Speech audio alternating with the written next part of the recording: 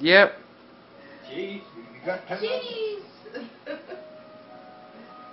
You got two of them. Was running around or waking up the next morning feel like you've been shot in the gut. Well, that's a possibility with paintball. This presentation is a small little overview of simple safety techniques, safety gill, and the general rules of different types of paintball. To start with, safety. Safety first, always. For the most part, you have your general safety rules. Treat the gun as if it's loaded, as in any other gun. Technically, paintball guns or paintball markers. Then, always check if it's loaded with one of these. That's not so much in the hopper as pulling the hopper off and actually checking the elbow and then checking the tremble. And many paintball fields will mandate little caps or little safety plugs. That way no one's accidentally being shot. And beyond that is your safety equipment, like the good old full face paintball mask, goggles, visor, or chest protector. Those are required everywhere. Paintball masks and chest protectors. That is the minimum. Then, for what most guys are thinking, this place is how I don't want to get shot. That's what these little lovely side pads are for. They have padding pretty much on the three sides. You want padding. Unless you get shot in the middle, then you want padding there too. But, well, you have padding not to a degree. Anyways, you have much more than that. You have your elbow pad. This one is a elbow forearm pad. Actually, goes down with a hand grip on it. Then you have your knee pads, which this is a knee pad and not a knee pad, shin pad, shin guard. Then paintball gloves. Fingers cut off so you can get your hands into the trigger and hard plastic backing so you really don't feel so much when you get shot in the hand, which is a pain. Going on from there, you end up with your types of paintball. There's three basic variations of paintball. Elimination, it's straightforward. A player or team eliminates everyone else. Those variations of that basic type where you end up with like Monster Slayer and stuff. Then capture the flag, which is actually the original form of paintball. You would have actually the original game beyond the original form. It's the original game back in '81. You have your two teams, and they essentially have a flag. Each team has their own flag, and then the other team goes to get the flag, returns to the base. That's the gist of it. In King of the Hill, well, you pretty much have your fortified position. You maintain it, or you try to capture it. And many times they have multiple forts, so you end up having multiple forts in line. So you end up having to capture the first one before you can capture the next one, and so on, and all that. Then there's three basic formats of paintball.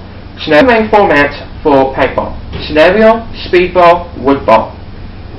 Scenario is the one where you, like the name says, you have a given scenario, either a war reenactment, a military strategy to act out, or like some video games, they end up actually playing for real life. The military style one is not so good because paintballs are not perfectly round, they're not affected by everything that a normal bullet's used is affected by. They're affected by much more, so even with the extra long barrel, you don't end up with that great of accuracy.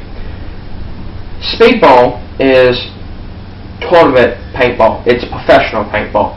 You end up using speedball markers, which are generally smaller, such as this one, and they are pretty well compact. There's not too much variation with speedball markers. They are generally regulated with the bars per second, the velocity, well, pretty much all paintball fields have a velocity range they are allowed.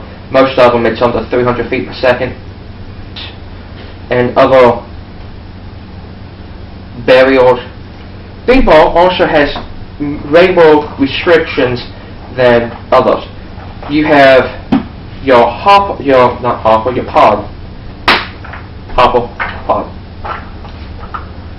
Speedball hoppers generally are much smaller than this one. This is a 200 round hopper. This is like a 140 round pod. Woods ball, which is probably the biggest form of it. Not the one that has the most players at a given field, but the one that has the most players over the entire world. Because it's probably the closest tournament style paintball that recreational players can reenact. Well, not reenact, but can play. Well, things like this bad boy, the Tipman 98, probably the most reliable paintball gun ever made, is kind of a really common sight. Not so much this. And for the most part, you end up with much more paint and 200 round hoppers versus the 50 and speedball. The people at a paintball wall. Paintball is not really a spectator sport, but you do have the refs. Well, you have refs, players, and occasionally you have the spectators. The players are divided up to 5 classes. The captain, the one that communicates with the ref, the one that, as captain, pretty much has final say among the team and controls the team and makes the game plan. The captain is limited to a semi-automatic or an electronic 9-volt powered paintball marker and relatively standard gravity-fed hopper such as this one. Next you have your infantry, which is the majority of the team members, and scouts, which are pretty much closely related, except for scouts have a 10-minute head start leaving the fort. Well, captain with the semi-automatic 9-volt powered electronic one. Now the two special weapons categories is the sniper rifle. Well, sniper using a sniper rifle. They are allowed modifications such as the 22-inch barrel, and other players can have stocks, but for the most part the paintball sniper is always with a stock and maybe even a bipod. Scope, everything. Sniper is one of the two which is decked out. The other one is Heavy Gunner. Heavy Gunner does not have a paint restriction. He has unlimited paint supply. The Heavy Gunner has a power-fed hopper. Well, it is forced down faster, giving you a higher rate, higher bars per second, and it is also a full auto. Pretty much there is no restriction on a Heavy Gunner. It's the biggest, baddest, fastest paintball gun you can get your hands on. Well, that's what you want. Though used for suppression fire. Then the other people in paintball, the refs. The refs are also chest protectors and helmets. mostly because a ref is out on the field, possibly being shot at, not intentionally.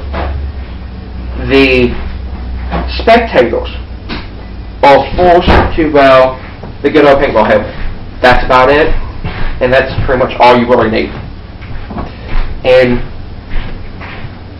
with that, you know the basic safety, the basic rules, and have a good idea on what paintball, well, maybe not a good idea, and have a good idea of what paintball is about. It's not this dressing up and running out in the woods shooting each other. Now that you know, you have two jobs. Then the other people in paintball, the refs. The refs are also chest protectors and helmets, mostly because a ref is out on the field, possibly being shot at, not intentionally. The spectators are forced to wear the good old paintball helmet. That's about it, and that's pretty much all you really need. And with that, you know the basic safety, the basic rules, and have a good idea on what paintball, well, maybe not a good idea, and have a good idea of what paintball is about. It's not this dressing up and running out in the woods shooting each other.